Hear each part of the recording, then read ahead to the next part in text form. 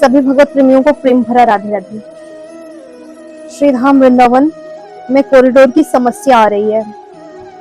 सब लोग कह रहे हैं श्री धाम वृंदावन में कॉरिडोर बनना चाहिए। अच्छी बात है, बनाओ भैया, लेकिन वृंदावन के अंदर, ब्रजमंडल के अंदर और भी समस्याएं हैं।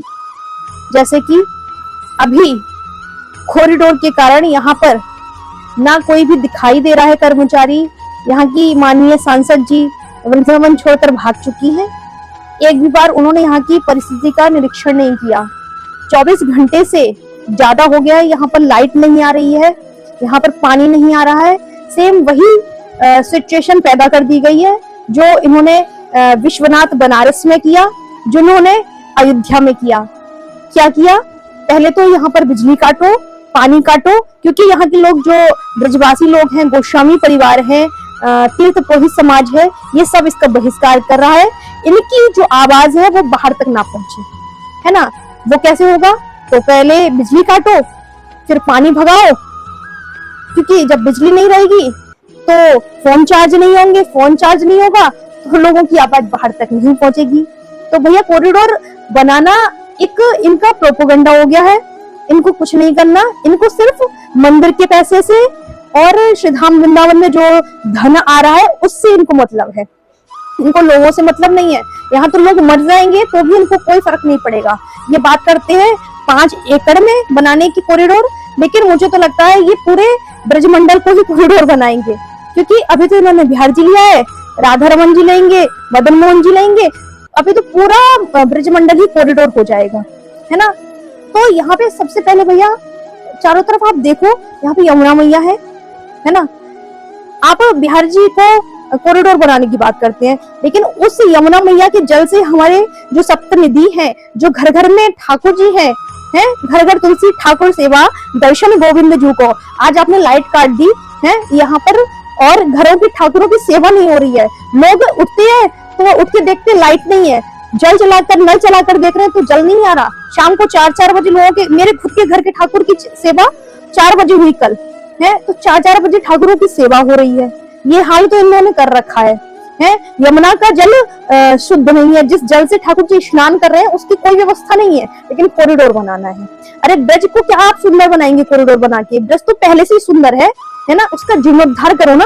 है आपको, यदि आपको यहाँ कॉरिडोर बनाना है, यहाँ की सड़क तो खूब लंबी चौड़ी है, जो अतिक्रमण हो रहा है, जो दुकानों के पट्टे बाहर निकल रहे हैं उनको पीछे करवाओ।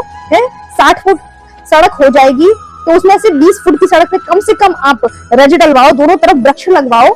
ये तो ठीक है, आदमी आए, एक तरफ से जाए और एक तरफ से निकले। मंदिर में 5 गेट है, तो एक तरफ से व्यक्ति को घुसाया जाए, एक तरफ से निकाला जाए, और दूसरी तरफ से एक जो मंदिर का गेट है वो गोस्वामी परिवार, तीर्थ पुरोहित, ब्रजवासियों के लिए रखा जाए, लोकल व्यक्तियों के लिए रखा जाए। ये सुविधा तो ठीक है, लेकिन आप कॉरिडोर की बात कर रहे हो।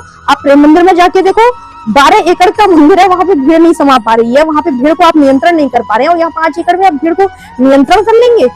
भैया ये सब आप हमें मत बताओ। ब्रजवासी लोग भी पढ़े लिखे हैं, यहाँ के लोग भी पढ़े लिखे हैं, सब समझदार है।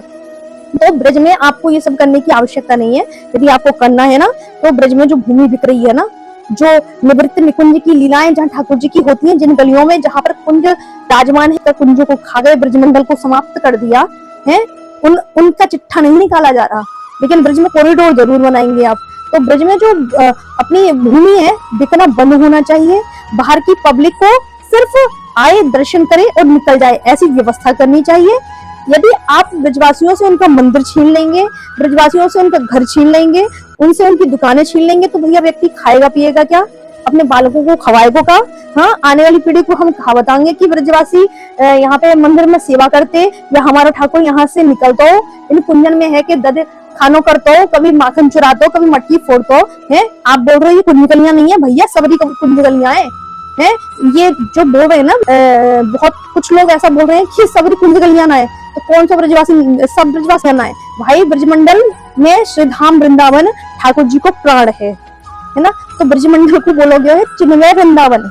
चिन्मय का अर्थ मतलब चलता फिरता, जैसे हम और आप चले फिरे ना, ऐसे श्री धाम वृंदावन भी चले। यहाँ पे कॉरिडोर बनाने की जरूरत ना है। जब भीड़ आती है ना, हमें निम्बार पीठ में योग पीठ है, उसमें बड़ा सुंदर निवृत्त निकुंज श्री धाम वृंदावन का वर्णन किया है, जिसमें कहा है कि जब वृंदावन के अंदर भीड़ आती है ना, तो सारी भीड़ को देखकर वृंदावन अपना विस्तृत रूप धारण कर लेता है, और जब भीड़ चली जाती है, भीड़ समाप्त हो जाती है, ये संकुचित हो जाता है।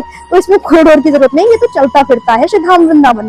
तो भैया यहाँ पे कॉरिडोर मत बनाओ। आप यहाँ पे वृक्षों को उजाड़ रहे हो, है आप पीपल के, करम के, नीम के वृक्षों को काट रहे हो, छोटे छोटे पौधे लगा रहे हो।